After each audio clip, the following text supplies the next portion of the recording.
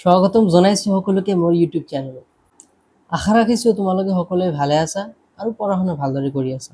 তোমালোকে গমে পোৱা যোৱা কেইটামান ভিডিঅ'ত হাফ ইয়াৰলি এক্সামিনেশ্যনৰ চিলেবাছ মই প্ৰভাইড কৰিছোঁ তোমালোকক। আজি কি কৰিম, অলৰেডি আমি এছামিজ, ইংৰাজী আৰু মেথমেটিক্স এই তিনিওটা ছাবজেক্টৰ 6 মাহিলী পৰীক্ষাৰ চিলেবাছটো অলৰেডি মই ভিডিঅ' বনাই তোমালোকক দিছোঁ। আজিৰ ভিডিঅ'খনত যেটো 4 নম্বৰ ইয়াতে সাবজেক্ট আছে জেনাৰেল সায়েন্স অৰ্থাৎ সাধাৰণ বিজ্ঞান যাৰ কোডটো C3 এইখন সাবজেক্টৰ 6 মাহিলী পৰীক্ষাৰ সিলেবাসটো ভালদৰে চাম আমি, ঠিক আছে। এতিয়া মই সিলেবাস যেটো দি আছো এটো মই নিজৰ পৰা দিয়া নাই, এটো যেটো তোমাৰ বৰ্ডৰ অফিচিয়েল ওয়েবসাইট আছে তাতে প্ৰভাইড কৰা আছে কি curriculum and syllabus 2026 and 27 for class 9th and 10th। তো আজি আমি কি চাম 6 মাহিলী পৰীক্ষা কিহৰ ক্লাস 9th সিলেবাসটো, ঠিক আছে। তো আহা আমি সিলেবাস কোন চাম। তো সায়েন্স অর্থাৎ জেনারেল সায়েন্স সাধারণ বিজ্ঞান সাবজেক্ট কোডটো গমে পোৱা C3 ক্লাস 9 সায়েন্সৰ ফুল মাৰ্কসটো তোমাৰ থাকিব 100, ঠিক আছে। এতিয়া টাইম থাকিব কিমান 3 ঘন্টা, 5 মার্ক থাকিব 30। এটা হল ওভারঅল ইন্টারনাল অ্যাসেসমেন্ট মিলাই। এতিয়া থিওরি কৈছে তোমাৰ থাকিব 90, মানে তোমাৰ যেটো এক্সামৰ পেপাৰ হ'ব তাতে 90 মাৰ্কৰ হ'ব। ইন্টাৰনাল অ্যাসেসমেন্ট থাকিব 10 মাৰ্কৰ আৰু 5 মাৰ্ক তেনেহলে এক্সামিনেশনত কি হ'ব 27। তোমাৰ যেটো থিওৰি পেপাৰ থাকিব তাতে তোমাৰ 27 মাৰ্ক লাগিব কি পাস কৰাৰ কাৰণে, ঠিক আছে। এতিয়া serial number chapters tentative number of classes required, এটো মেইনলি টিচাৰৰ কাৰণে হয়, কিমানটা ক্লাস লাগিব এটো মই মুছি দিছো, ঠিক আছে। এটো দৰকাৰ নাই যেহেতু হাফ ইয়াৰলি এক্সামিনেশন এইবোৰ টিক দি আছে, ইফালে ইয়াৰলি দিছিল মই হেতু মুছি দিছো, এটো দৰকাৰ নাই যেহেতু 6 মাহিলী পৰীক্ষাৰ সিলেবাসটো তোমাক বুজাব লাগে, ঠিক আছে। তো প্ৰথমটো হল ম্যাটাৰ ইন আওয়াৰ সাৰাউন্ডিংস, প্ৰথম চ্যাপ্টাৰ। সেকেন্ডটো হল কি ইজ ম্যাটাৰ অ্যাৰাউন্ড আস ইজ পিওৰ, ঠিক আছে। দুটা চ্যাপ্টাৰ হল, মাজত আছিল আৰু দুটা মই এই দুটা মানে এক্সামত নাহে মই মুছি দিছো, ঠিক আছে। 5 নম্বৰ চ্যাপ্টারটো কি দিছে the fundamental unit of life, কোষ যেটো cell, the fundamental unit of life. তাৰ পিছত হল টিস্যুজ, ইয়াতে মাজত আছিল এটো নাহে সেইকাৰণে 8 নম্বৰটো তোমাৰ কি মোশন, এটো তোমাৰ মেইনলি ফিজিক্স পোৰশনত যায়।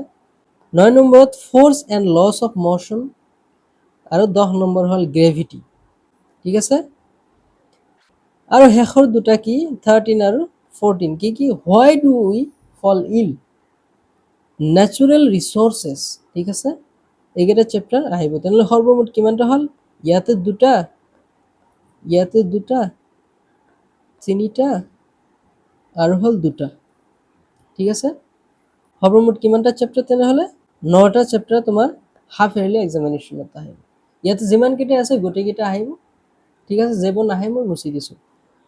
টোটাল থিওরি তোমার 90 মার্ক, এটা তো গমে পালা। Question from each unit or lesson will carry 2 to 15 marks।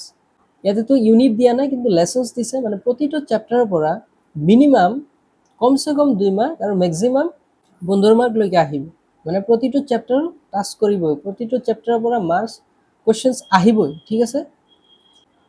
আচ্ছা, এক্সপেৰিমেন্টাল এক্টিভিটিজ প্ৰ্যাকটিক্যাল যেটো বা ইন্টাৰনাল অ্যাসেসমেন্ট থাকিব কিমান 10 মাৰ্কৰ, এটো গমে পোৱা ইন্টাৰনাল অ্যাসেসমেন্ট 10 মাৰ্কৰ। আচ্ছা, চ্যাপ্টাৰস ইয়াতে তোমাৰ কি কি টাইপৰ তোমালোকে ইন্টারনাল অ্যাসেসমেন্ট লব, half yearly examination, annual examination. ইয়াতে হাফ ইয়ারলি এক্সামিনেশন কত টিক দিয়া নাই, এইকাৰণে আমি ডাইৰেক্ট ক'ব নোৱাৰো যে এইবোৰ তোমালোকৰ ইন্টাৰনাল অ্যাসেসমেন্টত ধৰিব। এনুয়ালত ঠিকই আছে, এইকেইটা আহিব। কিন্তু category A to SWOT teachers activity, teacher will evaluate the students as he or she demonstrates, তুমি কেনেকে তুমি প্রেজেন্টেশন করা। category B students activity বা activity practical notebook, তোমালোক practical class 9 তোৰ পৰা practical হয়, practical notebook চাব পাৰে। C হল চাৰ্ট মডেল বা স্পেসিমেন কালেকশন, তোমালোক কিবা প্ৰজেক্ট দিব পাৰে, কিবা চাৰ্ট বনাব দিব পাৰে। এইবোৰৰ পৰা তোমালোকৰ স্কুলৰ পৰা হিটো ডিসাইড কৰিব যে ইন্টাৰনাল অ্যাসেসমেন্টৰ মাৰ্ক কেনেকে দিয়া যাব স্টুডেন্টক, ঠিক আছে। তেনেহলে টোটাল তোমাৰ ইন্টাৰনাল অ্যাসেসমেন্টৰ 10 মাৰ্ক আৰু সৰ্বমোট তোমাৰ কিমান হৈ গল 100 মাৰ্ক, ঠিক আছে।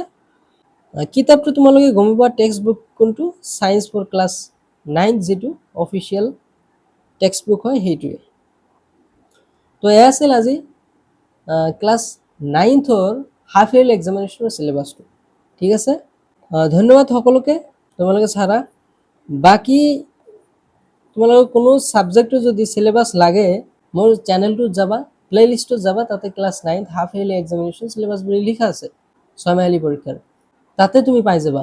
যদি বাই চান্স কোনোবা ছাবজেক্টটো নাই, তোমালোকৰ ছাবজেক্টটো বহুত কেইটা আছে, তোমাৰ সেকেন্ড ল্যাঙ্গুৱেজো থাকিব পাৰে বা ইলেক্টিভ ছাবজেক্টটো থাকিব পাৰে, যদি তোমালোকে নাজানা তোমালোকে কমেণ্টত জনাব পাৰা যে এইটো ছাবজেক্টটো লাগে, এতিয়া মই ভিডিঅ' বনাই দিম। ঠিক আছে, আজিৰ কাৰণে ইমানে, ধন্যবাদ।